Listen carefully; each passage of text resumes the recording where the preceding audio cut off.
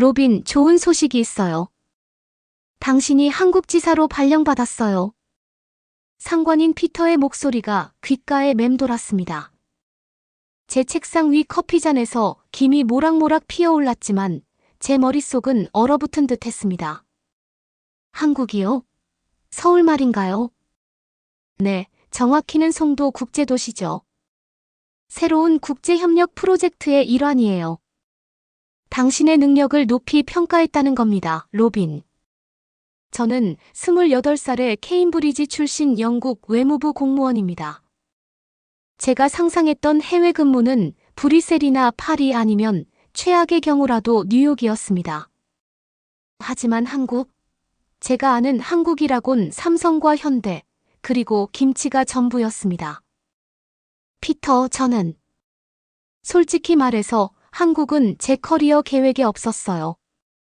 피터는 미소를 지으며 제 어깨를 가볍게 두드렸습니다. 로빈, 우리 모두 계획대로 되는 건 아니잖아요. 이건 엄청난 기회예요. 3년만 근무하면 돌아와서 원하는 자리를 고를 수 있을 거예요. 그날 저녁 스마트폰을 들고 한국에 대한 정보를 검색했습니다. 구글 이미지에는 네온사인 가득한 서울의 밤거리, 복잡한 한글 간판들, 그리고 빽빽한 고층 아파트 단지들이 나타났습니다. 마치 블레이드 러너의 세트장 같았습니다. 내가 거기서 어떻게 3년을 버틸 수 있을까? 침대에 누워 천장을 바라보며 중얼거렸습니다. 영국의 질서정연한 거리와 역사적인 건물들, 익숙한 언어와 문화를 떠나 완전히 이질적인 세계로 뛰어든다는 생각이 저를 불안하게 만들었습니다. 엄마는 전화통화에서 걱정스러운 목소리로 물었습니다. 로빈, 괜찮을 거니? 한국은 너무 멀잖아. 걱정 마세요, 엄마. 그냥 일시적인 거예요. 경력에 도움될 거고. 3년 후면 다시 돌아올 거니까요. 말은 그렇게 했지만 제 마음속에는 여전히 의문이 가득했습니다. 후진국으로 알려진 곳에서 내가 어떻게 적응할 수 있을까? 라는 생각이 머릿속을 떠나지 않았습니다. 11시간의 비행 끝에 인천국제공항에 도착했습니다. 기내에서 잠을 이루지 못했고 눈은 충혈되어 있었습니다. 영국을 떠나기 전날 밤 친구들과의 작별 파티가 새벽까지 이어졌기 때문입니다. 그런데 비행기에서 내리자마자 제 예상은 빗나갔습니다. 인천국제공항은 히드로 공항보다 훨씬 깨끗하고 현대적이었습니다. 자동 출입국 시스템은 놀라울 정도로 빨랐습니다. 영국에서는 보통 30분에서 1시간까지 기다려야 하는 입국 절차가 여기서는 생체인식, 스캐너 몇 번과 터치스크린 조작으로 5분 만에 끝났습니다. 와우, 이건 정말 효율적이네요 라고 혼잣말을 했습니다.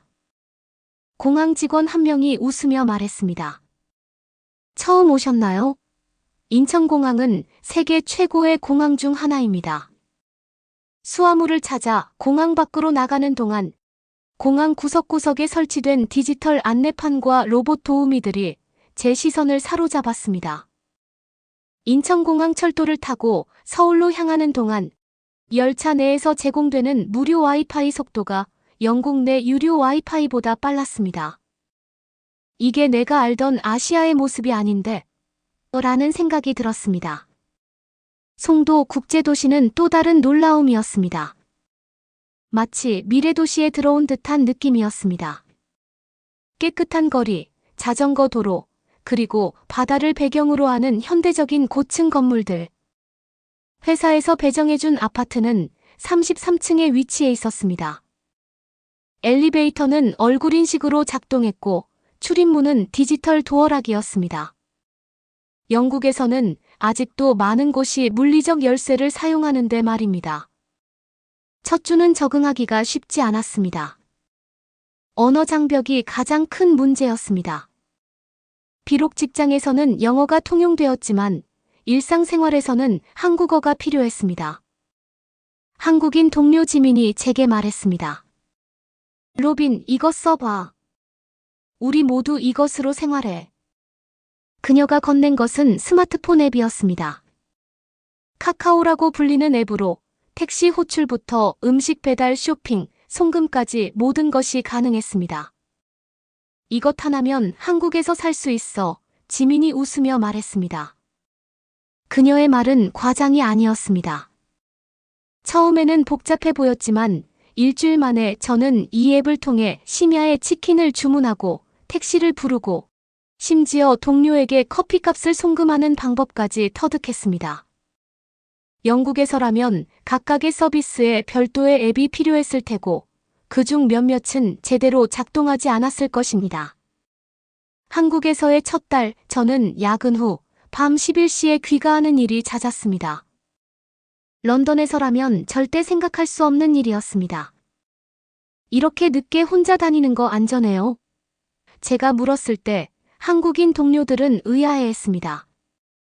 왜 안전하지 않겠어요? 여기는 한국이에요. 동료 재원이 말했습니다. 실제로 밤거리는 놀라울 정도로 안전했습니다. CCTV가 도시 곳곳에 설치되어 있었고 늦은 시간에도 사람들이 공원이나 거리를 거닐고 있었습니다. 특히 여성들이 혼자 밤늦게 돌아다니는 모습은 영국과 큰 대조를 이루었습니다. 어느 날 밤 지하철역에서 집으로 걸어오는 중에 제 뒤에서 발소리가 들렸습니다. 런던에서의 본능적인 반응으로 심장이 빠르게 뛰기 시작했습니다. 하지만 그것은 그저 늦게 퇴근하는 회사원일 뿐이었습니다. 스마트폰을 길거리에 떨어뜨린 경험도 인상적이었습니다. 지하철에서 내리는 와중에 스마트폰이 바닥에 떨어졌고 저는 그것도 모른 채 집으로 향했습니다. 30분 후 지하철역으로 돌아갔을 때 제 폰은 영무원 사무실에 보관되어 있었습니다. 런던이었다면 아마 영원히 폰을 다시 보지 못했을 거예요. 라고 지민에게 말했습니다. 그녀는 웃으며 대답했습니다. 여기서는 지갑을 잃어버려도 대부분 돌아와요. 사람들이 주운 물건을 경찰서나 역에 가져다 주거든요. 한국 생활 두 번째 달, 저는 영국에서 필요한 서류를 발급받아야 했습니다. 영국 대사관에 전화했더니 온라인으로 신청하고 직접 방문하라는 안내를 받았습니다. 서류 처리에 얼마나 걸릴까요? 제가 물었습니다. 보통 2주에서 3주 정도요. 대사관 직원이 대답했습니다. 이 대답을 한국 동료들에게 전했을 때 그들의 반응은 경악 그 자체였습니다. 3주라고? 여기서는 대부분의 공공 서비스가 당일 처리돼 재원이 놀라며 말했습니다. 그의 말을 증명하듯 다음 날 점심시간에 송도 지타워에 있는 행정복지센터를 방문했습니다. 필요한 증명서를 발급받기 위해 무인 발급기 앞에 섰습니다. 터치스크린에서 원하는 서비스를 선택하고 지문 인식으로 본인 확인을 마치자 30초도 안 되어 증명서가 출력되었습니다. 이건 마법 같아요. 라고 직원에게 말했습니다. 그녀는 미소 지으며 대답했습니다. 여기 모든 것이 디지털화되어 있어요. 종이 서류를 최소화하는 게 우리의 목표죠. 은행 업무도 마찬가지였습니다. 영국에서는 은행 계좌 개설을 위해 여러 차례 방문하고 무수한 서류를 제출해야 했습니다. 하지만 한국의 은행은 달랐습니다. 신한은행에서는 신분증 하나로 계좌를 개설했고 즉시 모바일 뱅킹 앱과 연동되었습니다.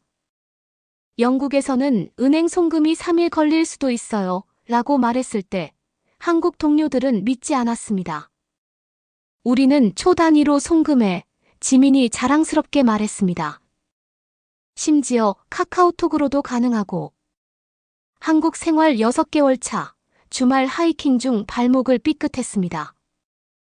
영국이었다면 응급실에서 몇 시간을 기다려야 했겠지만 한국의 경험은 달랐습니다. 송도의 한 종합병원 응급실에 도착했을 때 10분 안에 의사의 진료를 받았습니다. 엑스레이 촬영 후 결과가 나오기까지 걸린 시간은 불과 30분이었습니다. 영국에서는 이런 검사를 받으려면 최소 하루 보통은 몇 주를 기다려야 해요. 라고 의사에게 말했습니다. 그는 놀란 표정으로 대답했습니다. 그건 너무 비효율적이네요. 환자가 고통받는 시간이 길어지잖아요. 병원비도 놀라웠습니다. 국민건강보험에 가입되어 있는 저는 진료, 엑스레이, 약품을 포함해 5만 원 약 35파운드 정도만 지불했습니다. 영국의 NHS는 무료지만 이런 신속한 서비스는 기대할 수 없었습니다. 다른 사건은 제 동료 지민이 급성 맹장염으로 응급실을 찾았을 때였습니다. 진단부터 수술까지 당일에 이루어졌고 3일 후 그녀는 직장에 복귀했습니다. 영국이었다면 진단만으로도 며칠이 걸렸을 거예요 라고 말했을 때 지민은 고개를 갸웃거렸습니다. 그럼 사람들이 아프면 어떻게 해? 그냥 참고 기다려? 저는 대답할 말을 찾지 못했습니다. 한국의 대중교통 시스템은 그 자체로 예술이었습니다. 지하철과 버스는 정확한 시간에 운행되었고 앱을 통해 실시간으로 도착 시간을 확인할 수 있었습니다. 런던의 튜브도 앱이 있지만 실제 도착 시간과는 꽤 차이가 있어요. 라고 재원에게 설명했습니다. 그는 웃으며 말했습니다. 여기서는 20초 지연돼도 사과방송이 나와. 주말에 서울 여행을 다닐 때 저는 티머니 카드 하나로 지하철, 버스, 심지어 택시까지 이용할 수 있었습니다. 영국에서는 교통수단마다 다른 결제 시스템을 사용해야 했습니다. 특히 인상적이었던 것은 심야 대중교통이었습니다. 서울에서는 밤늦게까지 지하철이 운행되고 그 이후에는 심야버스가 있었습니다. 반면 런던에서는 야간 이동 옵션이 제한적이었습니다.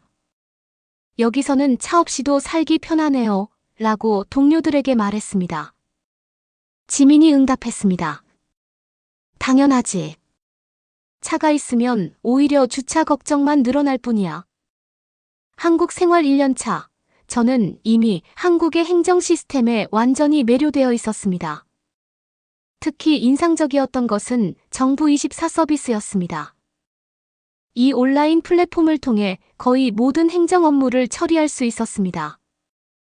영국에서는 주소 변경을 위해 여러 기관에 개별적으로 연락해야 했지만 한국에서는 한 번의 신고로 모든 것이 해결되었습니다. 왜 영국은 이런 시스템이 없죠? 한날 밤 영국 대사관의 리셉션에서 영국 동료에게 물었습니다. 그는 어깨를 으쓱하며 대답했습니다. 오래된 시스템을 바꾸는 건 항상 어려운 일이야. 게다가 영국인들은 변화를 그리 좋아하지 않잖아. 그의 말에 이의를 제기하고 싶었지만 어느 정도 일리가 있었습니다. 영국의 행정 시스템은 수세기에 걸쳐 형성된 것이고 그 관성은 무시할 수 없었습니다. 한국 생활 2년차, 저는 이미 현지 문화에 상당히 적응해 있었습니다. 간단한 한국어로 일상 대화가 가능해졌고 김치와 고추장 같은 매운 음식도 즐길 수 있게 되었습니다. 직장 문화는 여전히 도전적이었습니다. 한국의 수직적 조직 구조와 업무 후 회식 문화는 영국의 개인주의적 문화와 대조되었습니다. 오늘 회식이 있어. 꼭 와야 해. 재원이 어느 금요일에 말했습니다. 하지만 오늘 저녁에 약속이 있어요. 제가 응답했습니다. 그는 진지한 표정으로 말했습니다. 한국에서는 회식이 업무의 연장이야. 팀워크를 위해 중요해. 처음에는 이런 문화가 불편했지만 점차 그 가치를 이해하게 되었습니다. 회식은 단순한 술자리가 아니라 팀원들 간의 유대를 강화하고 솔직한 대화를 나눌 수 있는 시간이었습니다. 영국에서는 동료와 사적인 대화를 거의 하지 않아요. 라고 설명했을 때 지민은 놀라워했습니다. 그럼 어떻게 서로를 신뢰해? 사람을 알아야 함께 일할 수 있는 거 아니야? 그녀의 질문은 저에게 깊은 생각을 하게 만들었습니다. 한국 생활 3년 차, 어머니가 급성 심장마비로 입원했다는 소식을 받았습니다. 긴급히 휴가를 내고 영국으로 돌아갔습니다. 인천공항에서 출발해 히드로 공항에 도착했을 때 갑자기 타임머신을 타고 과거로 돌아간 듯한 느낌이 들었습니다. 자동 출입국 시스템은 오작동 중이었고 입국 심사를 위해 1시간 넘게 줄을 서야 했습니다. 시스템이 자주 다운되나요? 제가 심사관에게 물었습니다. 가끔요. 오늘은 특히 바쁜 날이라서요. 그가 무심하게 대답했습니다. 런던에서 어머니가 입원해 있는 맨체스터로 가는 기차를 예약하려 했지만 온라인 시스템은 복잡했고 마침내 예약한 기차는 30분 지연되었습니다. 죄송합니다. 선로 점검으로 인한 지연입니다. 라는 안내방송이 나왔습니다. 한국이었다면 이런 일이 있었을까? 라는 생각이 절로 들었습니다. 병원에 도착했을 때 어머니는 다행히 안정적인 상태였습니다. 하지만 병원의 모습은 제가 한국에서 경험한 것과는 판이하게 달랐습니다. 진단 결과가 나오려면 얼마나 걸리나요? 제가 의사에게 물었습니다. 추가 검사가 필요해요. 빠르면 다음 주, 늦으면 2주 후에 결과가 나올 거예요. 의사가 대답했습니다. 순간 저는 할 말을 잃었습니다. 한국에서라면 당일, 늦어도 다음 날에는 결과를 받았을 텐데. 어머니의 병실은 6인실이었고 사생활 보호를 위한 공간은 부족했습니다. 와이파이는 간헐적으로 끊겼고 병원 식사의 질은 형편없었습니다. 한국의 병원은 어때? 어머니가 물었습니다. 많이 달라요. 더 현대적이고 서비스가 빠르고요. 라고 대답했습니다. 어머니는 웃으며 말했습니다. 영국이 모든 면에서 최고라고 생각했던 내가 그런 말을 하다니 놀랍구나. 저도 그녀의 말에 웃음을 터뜨렸습니다. 저도 놀라워요, 엄마. 어머니의 상태가 호전되는 동안 저는 2주간 영국에 머물렀습니다. 그 시간 동안 한국에서 당연시했던 많은 것들이 영국에서는 사치임을 깨달았습니다. 은행 업무를 처리하기 위해 지점을 방문했을 때 이 시간을 기다려야 했습니다. 모바일 뱅킹 앱은 기본적인 기능만 제공했고 송금은 여전히 시간이 걸렸습니다. 이체가 완료되려면 영업일 기준 3일 정도 소요됩니다. 은행원이 말했습니다. 한국에서는 초 단위로 송금이 이루어지는데 라고 생각했지만 말하지 않았습니다. 스마트폰으로 택시를 호출하려 했지만 앱은 자주 오류를 일으켰고 도착 예상 시간은 정확하지 않았습니다. 음식 배달도 한국만큼 빠르고 다양하지 않았습니다. 친구 사라와 저녁 식사를 하며 한국 경험을 공유했습니다. 한국은 정말 디지털 강국이에요. 모든 것이 앱으로 연결되어 있고 서비스는 믿을 수 없을 정도로 빠르죠. 라고 말했습니다. 사라는 의심스러운 표정으로 물었습니다. 정말? 난 아시아 국가들이 기술적으로 영국보다 뒤처져 있다고 생각했는데. 그건 완전히 잘못된 인식이에요. 적어도 한국은 디지털 인프라에서 영국보다 최소 10년은 앞서 있어요. 사라는 여전히 반신반의하는 듯 했습니다. 하지만 영국의 삶의 질, 문화적 다양성은 비교할 수 없잖아. 저는 잠시 생각에 잠겼습니다. 그건 또 다른 문제예요. 모든 곳은 장단점이 있으니까요. 영국 체류 마지막 날, 어머니와 진지한 대화를 나눴습니다. 한국으로 돌아갈 거니? 어머니가 물었습니다. 저는 창밖을 바라보며 대답했습니다. 네, 계약이 아직 6개월 남았어요. 그리고 그 후에는? 이 질문에 대한 답변을 준비하고 있지 않았습니다. 원래 계획은 3년 후 영국으로 돌아와 외무부에서 더 높은 직책을 맡는 것이었습니다. 하지만 지난 2주 동안의 경험은 제 시각을 완전히 바꿔놓았습니다. 아직 결정하지 않았어요. 라고 솔직하게 대답했습니다. 어머니는 제 손을 꼭 잡았습니다. 로빈, 내가 행복한 곳에 있으렴. 그게 영국이든 한국이든 내 행복이 가장 중요해. 히드로 공항으로 돌아가는 기차 안에서 저는 지난 3년을 되돌아보았습니다. 처음에는 한국행을 꺼렸던 제가 이제는 영국의 낙후된 시스템에 답답함을 느끼고 있다니. 인천공항으로 돌아가는 비행기 안에서 저는 결정을 내렸습니다. 계약이 끝난 후에도 한국에 더 머물 것입니다. 아마도 영국 정부와 한국 정부 사이에 디지털 협력 프로젝트를 제안해 볼 수도 있을 것입니다. 스마트폰을 열고 메시지를 확인했습니다. 지민 언제 돌아와? 사무실이 너무 조용해. 재원 빨리 돌아와. 내가 없는 동안 새로운 프로젝트가 시작됐어. 메시지에 미소를 지으며 답장을 보냈습니다. 곧 돌아갑니다. 그리고 아마도 오래 머물게 될 것 같아요. 창밖으로 구름 사이로 보이는 바다를 바라보며 저는 생각했습니다. 때로는 가장 예상치 못한 곳에서 집을 찾게 되는 법이지. 인천공항에 도착하여 자동 출입국 게이트를 통과하는 순간 저는 이상한 안도감을 느꼈습니다. 마치 집으로 돌아온 것 같은 느낌이었습니다. 3년 계약이 끝나가는 시점, 저는 주한 영국 대사관과 미팅을 가졌습니다. 영국과 한국 사이에 디지털 행정 시스템 협력 프로젝트를 제안했습니다. 로빈, 흥미로운 제안이네요. 하지만 영국의 시스템을 바꾸는 건 엄청난 도전이 될 거예요. 대사관의 마틴 국장이 말했습니다. 저는 자신감 있게 대답했습니다. 물론입니다. 하지만 제가 한국에서 경험한 바로는 이런 변화가 영국 국민들의 삶의 질을 크게 향상시킬 수 있어요. 단순히 한국 시스템을 복제하는 게 아니라 영국의 상황에 맞게 적용하는 겁니다. 대사는 잠시 생각에 잠겼다가 말했습니다. 좋아요. 런던에 이 아이디어를 제안해 볼게요. 당신이 이 프로젝트의 책임자가 되면 좋겠어요. 그럼 제가 계속 한국에 머물 수 있는 건가요? 그렇죠.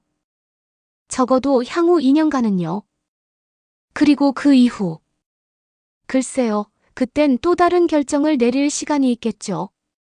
사무실로 돌아오는 길에 저는 서울의 번화한 거리를 걸으며 이 도시와 나눈 사랑과 미움의 관계를 되돌아보았습니다. 처음에는 낯설고 불편했던 이곳이 이제는 제 마음의 일부가 되었습니다. 지민과 재원에게 소식을 전했을 때 그들은 환호성을 질렀습니다. 로빈, 이제 너는 반은 한국인이야. 재원이 말했습니다. 지민은 제 어깨를 두드리며 말했습니다. 이제 한국어를 제대로 배울 시간이 생겼네. 그날 밤 친구들과 강남의 한 고급 레스토랑에서 저녁을 먹으며 건배했습니다. 두 세계 사이에서 제가 발견한 새로운 세계를 위하여 제가 말했습니다. 창밖으로 서울의 밤 풍경이 빛나고 있었습니다. 반짝이는 고층 빌딩들과 한강의 물결, 그리고 끊임없이 움직이는 인파들. 이 모든 것이 이제는 낯설지 않았습니다. 스마트폰으로 엄마에게 메시지를 보냈습니다. 엄마, 2년 더 한국에 머물기로 했어요. 걱정하지 마세요. 자주 방문할게요. 그리고 한국의 의료 시스템은 정말 최고예요. 언젠가 엄마도 한번 경험해 보셨으면 좋겠어요. 몇 분 후 답장이 왔습니다. 딸아, 내가 행복하다면 나도 행복하단다. 그리고 사실 나도 한국에 대해 좀 더 알고 싶어졌어. 다음 휴가 때 내게 갈까 생각 중이야. 사랑한다. 메시지를 읽고 미소 지었습니다. 때로는 삶이 우리를 가장 예상치 못한 방향으로 이끌기도 합니다. 3년 전 저는 한국행을 재앙이라고 생각했습니다. 하지만 지금 그것은 제 인생의 가장 값진 모험이 되었습니다. 창밖의 서울 야경을 바라보며 저는 생각했습니다. 세계는 우리가 생각하는 것보다 훨씬 더 복잡하고 더 아름답습니다. 그리고 때로는 집이라는 개념도 우리가 생각하는 것보다 훨씬 더 유동적일 수 있습니다.